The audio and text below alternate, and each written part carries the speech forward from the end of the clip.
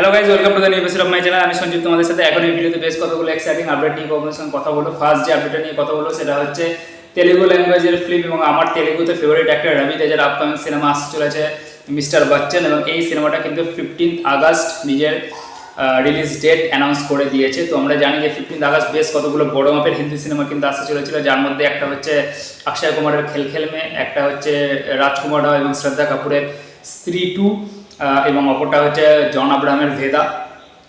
But এখন সেই টার্গেটে কিন্তু যুক্ত হলো, সেই রেসে কিন্তু যুক্ত হলো মিস্টার বচ্চন রবি তেজার। এবার আপনারা অনেকে বলবেন যে এটা তো সাউথের ইন্ডিয়া, কিন্তু সাউথের সিনেমা।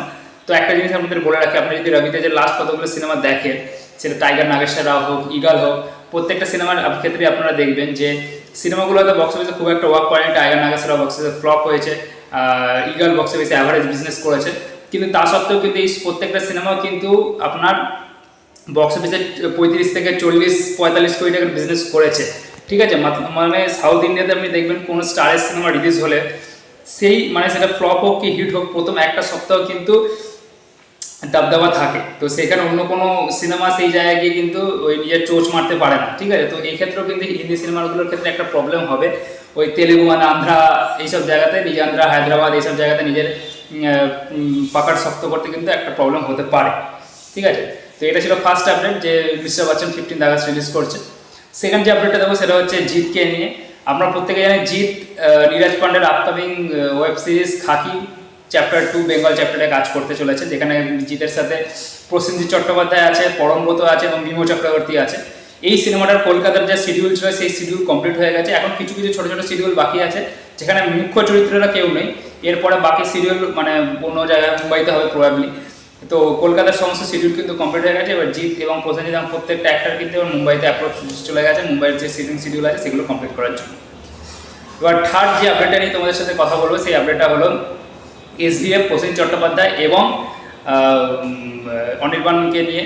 তো এদের একটা সিনেমা আসার কথা ছিল, যেটা একটা ফেমাস সাউথ ইন্ডিয়ান সিনেমার রিমেক। আমি নামটা এখানে উচ্চারণ করছি না, কারণ রিমেক সিনেমার এমনিতেই বাংলায় একটা দাবদাবা কম আছে, সেখানে একটা সাউথ ইন্ডিয়ান সিনেমার রিমেক যখন হচ্ছে তো সেটা সত্যি মানে কতটা কি সফল হবে সেখানে একটা প্রশ্ন থেকেই যায়। কিন্তু এক্ষেত্রে একটা বড় প্রবলেম এটা হলো যে এই সিনেমার সাথে যে ডিরেক্টরের নাম যুক্ত ছিল সেই ডিরেক্টরকে কিন্তু গিল্ড থেকে ব্যান করে দেওয়া হয়েছে, কারণ তিনি গিল্ডের যে নিয়ম আছে সেই নিয়ম বহির্ভূত কোনো একটা কাজ করে ফেলেছিলেন, প্রবাবলি বাংলাদেশে গিয়ে কোনো একটা শুটিং কিছু করে ফেলেছিলেন। সেই জন্য এই ডিরেক্টরকে কিন্তু সিনেমা থেকে সরিয়ে দেওয়া হয়েছে। এখন নতুন কোনো ডিরেক্টরের নাম অ্যানাউন্সমেন্ট করা হয়নি, মানে আমি যখন এই ভিডিওটা বানাচ্ছি পরবর্তীকালে হতে পারে। তো প্রবাবলি যেটা দেখা যাচ্ছে যে প্রবাবলি হয়তো এই পুজোতে SVF এর কোনো সিনেমা আসবে না, কারণ এই একটা সিনেমায় তারা টার্গেট করে রেখেছিল। এবার জানি না মিঠুন চক্রবর্তীর সন্তান বলে সিনেমাটা, যেটা শুটিং কমপ্লিট হয়ে গেছে পুরোপুরি, সেই সিনেমাটাকে তারা নিয়ে আসবে কিনা। তবে আমার মনে হয় না সেটা নিয়ে আসবে, কারণ আমার মনে হয় সেটা নিয়ে আসবে তারা হচ্ছে ওই পুজোর সময়, পুজো বলছে ক্রিসমাসকে তারা টার্গেট করতে চলেছে। এবার জানি না, হতেও পারে কি, কারণ SVF পুজোতে যে সিনেমা আনবে না এটাও একটা বড় প্রশ্ন থেকে যায় যে পুজোতে তারা কোনো সিনেমা আনছে না। তো দেখা যাক কি হয়। তো আপাতত এই সিনেমাটার কোনো নিউজ নেই। আপাতত লড়াইটা, পুজোর লড়াইটা কিন্তু ত্রিমুখী, টেক্কা ভার্সেস বহুরূপী ভার্সেস শাস্ত্রী। এবার দেখা যাক এই নতুন লড়াই আবার অন্য কে যুক্ত হয়। এই সিনেমাটাই কি হয়তো নতুন ডিরেক্টর দিয়ে তারা আবার বানিয়ে আবার পুজোতে রিলিজ করতে পারে, নাকি সন্তানকে তারা রিলিজ দেয়, এটা দেখার বিষয়। তো দেখা যাক কি হয়, হোপ ফর দ্য বেস্ট। তো এই তিনটেই আপনি তোমার সঙ্গে শেয়ার করা ছিল। ভিডিওটা ভালো লাগে থাকলে অবশ্যই লাইক করে দেবে, চ্যানেলটা সাবস্ক্রাইব করে দেবে।